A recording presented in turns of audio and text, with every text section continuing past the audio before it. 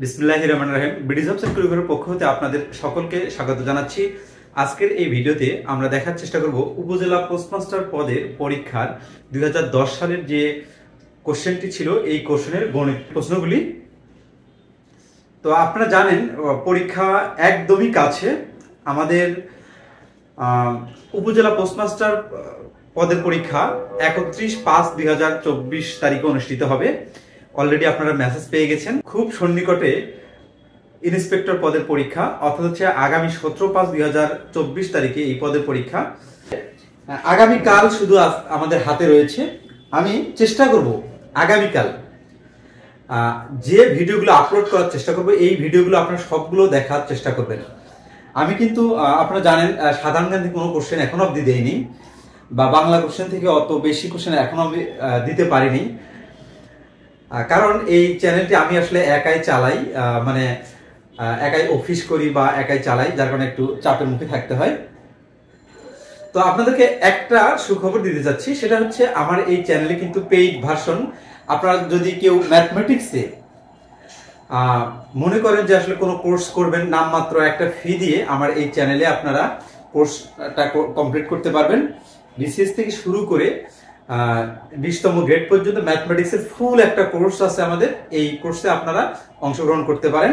আমার এই চ্যানেলের এই ভিডিওর স্ক্রিনে আমি নাম্বারটা দিয়ে দিব। এই নাম্বারে হোয়াটসঅ্যাপ আছে, এই হোয়াটসঅ্যাপে আপনারা যোগাযোগ করলেও পাবেন যদি আপনাদের ভালো লাগে সেক্ষেত্রে।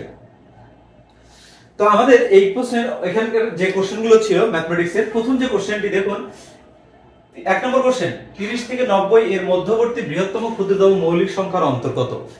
এই যে আপনার হচ্ছে মৌলিক সংখ্যা, এখানে বলছে মৌলিক সংখ্যা। মৌলিক সংখ্যার ডিটেলস কিন্তু আপনাকে জানতে হবে। আমি কিন্তু আমার এই চ্যানেলে বেশ কিছু ভিডিও আছে মৌলিক সংখ্যা নিয়ে, এগুলো আপনারা দেখলেই বুঝতে পারবেন যে আসলে মৌলিক সংখ্যা কিভাবে, কোন ধরনের কোশ্চেনগুলো আসে, কোথা থেকে আসে না আসে, সবগুলো আমার এই চ্যানেলে দেওয়া আছে, আপনারা ওখান থেকে দেখে নেবেন। তো 30 থেকে 90 এর মধ্যে বৃহত্তম ও ক্ষুদ্রতম মৌলিক সংখ্যার অন্তর বের করতে হবে।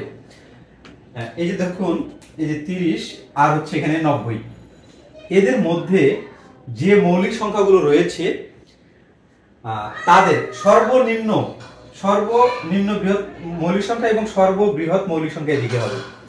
30 এর পরে মৌলিক সংখ্যা কত? আমরা কি জানি যে মৌলিক সংখ্যা 1 থেকে 100 পর্যন্ত মৌলিক সংখ্যা কতগুলো? 44, 22, 322, 321। এটা হচ্ছে 1 থেকে 100 পর্যন্ত মৌলিক সংখ্যা। টোটাল 25টি মৌলিক সংখ্যা রয়েছে। এটা হচ্ছে 1 থেকে 10, এখানে 10 থেকে 20, 20 থেকে 30, এটা হচ্ছে 20 থেকে 30, এবং এইটা হচ্ছে 30 থেকে 40। তার মানে এখানে বলছে 30 থেকে 90 এর মধ্যে। তাহলে 30 এর কাছাকাছি মৌলিক সংখ্যা কোনটা? 30 এর কাছাকাছি মৌলিক সংখ্যা হচ্ছে আমাদের 31, 30 এর চেয়ে বড় এবং 30 এর কাছাকাছি। তাহলে এখানে একটা সংখ্যা পাচ্ছি আমরা, 31 হচ্ছে মৌলিক সংখ্যা। এবং 90 এর কাছাকাছি এবং 90 এর চেয়ে ছোট বলছে 30 থেকে 90 এর মধ্যে হতে হবে, এটা ক্রস করলে হবে না। তার মানে 90 এর কাছাকাছি মৌলিক সংখ্যা কোনটা? দেখুন, এইটা হচ্ছে 90 থেকে 100, 90 থেকে 100, আর এইটা হচ্ছে 2, এটা হচ্ছে 2টা, অর্থাৎ হচ্ছে 80 থেকে 90। এখানে হচ্ছে 80 থেকে 90 এর মধ্যে মৌলিক সংখ্যা কয়টা আছে? 2টা আছে। যদি আমি আসলে এটা কেন দেখাচ্ছি, কারণটা হচ্ছে 80 থেকে 90 এর মধ্যে যে মৌলিক সংখ্যাগুলো, ফার্স্টলি আমরা এটা নির্ণয় করব। দেখুন, 80 থেকে 90 এর মধ্যে কয়টা মৌলিক সংখ্যা? 2টা মৌলিক সংখ্যা। একটা হচ্ছে 2টা মৌলিক সংখ্যা আছে, তার মধ্যে আমি এখানে 80 লিখতেছি, 80, 81, 8 2 82, 8 3 83, 8 4 84, 8 5 85, 8 6 86, 8 7 87, 8 8 88, 8 9 89 এবং 9 10 90। 90 এর মধ্যে 90 তো হওয়া যাবে না, সুতরাং এটা বাদ। তাহলে 80 থেকে 90 এর মধ্যে 2টা মৌলিক সংখ্যা আছে, আমরা এভাবে ফাইন্ড আউট করব। এটা লিখতে কিন্তু আপনার পরীক্ষা হলে 10 সেকেন্ড টাইমও লাগবে না। যদি আপনি এভাবে করেন তাহলে কোনোভাবে ভুল হওয়ার সম্ভাবনা নাই। আর যদি আপনি মুখস্থ লেখার চেষ্টা করেন তাহলে আপনার ভুল হওয়ার পসিবিলিটি আছে। এবং পরীক্ষার হলগুলোতে আমি কিন্তু আগেই বলেছি, এই পরীক্ষায়, এই ইন্সপেক্টর পদের পরীক্ষায় আপনি তখনই টিকবেন যদি আপনি সহজ প্রশ্ন ভুল না করেন। তখনই আপনি টিকবেন। কারণটা হচ্ছে কি, এই ইন্সপেক্টর পদে প্রিলিতে কিন্তু বেশ কিছু স্টুডেন্ট টেকানো হয়। আমরা এখানে দেখবো, কেটে দিব আর কি, যে এই 80 থেকে 90 এর মধ্যে 2টা যে মৌলিক সংখ্যা আছে ওই 2টাকে ফাইন্ড আউট করি। এটা তো মৌলিক নয়, এটা মৌলিক নয়, কারণটা হচ্ছে 9 9 81, এটা জোড় সংখ্যা, এটা মৌলিক নয়, তাহলে 83 হতে পারে। 84 নয়, 85 নয়, কারণ 5 দ্বারা যায়। 86 জোড় সংখ্যা, এটা হবে না। তার মানে এখানে 88 আর হচ্ছে 89, এটাও কিন্তু হবে না। তার মানে থাকতেছে আমাদের কত, এই 83, 89 আর হচ্ছে এই 87। দেখুন এখানে এই দুটো যদি আপনি যোগ করেন, এটা যদি আপনি যোগ করেন 8 যোগ 7, 8 7 যোগ করলে কত হয়, আমাদের 15 হয়। যেহেতু এই সংখ্যা দুটির যোগফল, অঙ্ক দুটির যোগফল হচ্ছে 15, সুতরাং এই সংখ্যাটা কিন্তু আমাদের কত দ্বারা ভাগ যাবে, 3 দ্বারা ভাগ যাবে। অবশ্যই 3 দ্বারা এটাকে ভাগ যাবে, সুতরাং এটাও আমাদের মৌলিক সংখ্যা নয়। তাহলে মৌলিক সংখ্যা পেয়ে গেলাম আমরা 8 9 আর হচ্ছে 83। যাই হোক 90 এর কাছাকাছি হচ্ছে 8 9, সুতরাং আমরা 8 9 দিয়ে এখানে কাজ করব। এখানে হচ্ছে 8 আর 9। এখন বলছে যে মৌলিক সংখ্যার অন্তর কত, অন্তর বের করতে হবে। এই দুটোর অন্তর কত, একটা হচ্ছে 8 9 আর একটা হচ্ছে 3 1। এই দুটোর অন্তর হচ্ছে 1 আছে 9, এখানে হচ্ছে 8 এবং 3 আছে 8 5, তার মানে হচ্ছে 58 হচ্ছে এটার অ্যানসার। প্রথমটার অ্যানসার হচ্ছে 58, 58। একটি দ্রব্য 25% লাভে বিক্রয় করলে উহার ক্রয় মূল্য বিক্রয় মূল্যের অনুপাত কত? 25% লাভে বিক্রয় করলে উহার ক্রয় মূল্য বিক্রয় মূল্যের অনুপাত কত?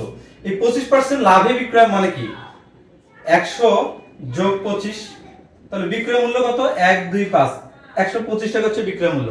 তাহলে ক্রয় মূল্য কত, এখানে প্রথমে বলছে কিন্তু ক্রয় মূল্য, পরে বলছে বিক্রয় মূল্য। পরীক্ষার হলে আপনারা এটা দেখবেন, পরীক্ষার হলে যদি প্রথমে বিক্রয় মূল্য থাকে, ক্রয় মূল্য পরে থাকে, তাহলে কিন্তু অ্যানসারটা চেঞ্জ হয়ে যাবে। এটা আপনাকে মাথায় রাখতে হবে। প্রথমে ক্রয় মূল্য লিখতে হবে, ক্রয় মূল্য কত আমাদের 100 এবং বিক্রয় মূল্য কত 125, 1 2 5। এদেরকে কত দ্বারা ভাগ করতে হবে, দেখুন 5 দ্বারা ভাগ দেয়, এখানে 4 আসে ইসটু এখানে 5 আসে, তাহলে এইটা হচ্ছে আমাদের অ্যানসার 4:5। আমি কিন্তু আগেই বলছি টিচাররা দুষ্ট প্রকৃতির হয়। আপনারা যে কোনো ভাবে আপনাদেরকে ফাঁদে ফেলে আপনাদের অঙ্ক বা যে কোনো এমসিকিউ আপনাকে ভুল করানোই টিচারদের কাজ। এরপরে আমরা আসি 3 নম্বর অঙ্কে। এখানে বলছে 5 এবং 95 এর মধ্যে 5 ও 3 দ্বারা বিভাজ্য সংখ্যা কতটি? 5 এবং 95 এর মধ্যে 5 ও 3 দ্বারা বিভাজ্য সংখ্যা কতটি? দেখুন বর্তমান সময়ের কোশ্চেন গুলোতে এই ধরনের কোশ্চেন, সংখ্যাগুলো চেঞ্জ করা থাকে, বাট এই ধরনের কোশ্চেন কিন্তু আসতেছে এখন। সুতরাং এই কোশ্চেনটা কিন্তু বর্তমান সময়ের জন্য খুব ইম্পর্টেন্ট। 5 এবং 95 এর মধ্যে 5 ও 3 দ্বারা বিভাজ্য সংখ্যা কতটি? ফার্স্টলি আপনারা এই কাজ করবেন কি, কার কার কথা বলছে, 5 ও 3 দ্বারা বিভাজ্য সংখ্যা কতটি? যা দ্বারা বিভাজ্য সংখ্যার কথা বলবে, এই 5 আর একটা হচ্ছে 3, আপনি করবেন কি 5 আর 3 এর লসাগু বের করবেন। লসাগু কত? 15। ওকে, কি বের করলেন আপনারা, এটা লসাগু, লসাগু বের করবেন। ওকে, এরপরে দেখুন 5 এবং 95 যে আছে, এই দুটো বিয়োগ করে দিবেন। 95 বিয়োগ হচ্ছে 5, তার মানে হচ্ছে এখানে 90। এই যে প্রাপ্ত সংখ্যা 90, 90 কে আপনি 15 দ্বারা ভাগ করবেন। 15 দ্বারা 6 15 90, দিস ইজ দ্য অ্যানসার। দেখুন খুবই মজার অঙ্ক এবং খুবই সহজ অঙ্ক। সংখ্যাগুলো যেমনই হোক, বাট কথা যদি এ ধরনের থাকে যে এত এবং এত এর মধ্যে এত এত দ্বারা বিভাজ্য সংখ্যা কতটি, ফার্স্টলি করবেন কি এই দুটো বিয়োগ লসাগু করবেন। এই দুটো লসাগু করবেন, লসাগু বের করলেন। এখন এই দুটো বিয়োগ করবেন, বিয়োগ করার পর যত হবে 90, 90 কে ঠিক এই লসাগু দ্বারা ভাগ করলে যেটা হবে, এটা হচ্ছে আমাদের অ্যানসার। আশা করি এটা বুঝতে পেরেছেন। এর পরের নম্বরে আসি, বলছে 4টি আপেল 20 টাকায় কিনে 30 টাকায় বিক্রি করলে শতকরা কত শতাংশ লাভ হয়?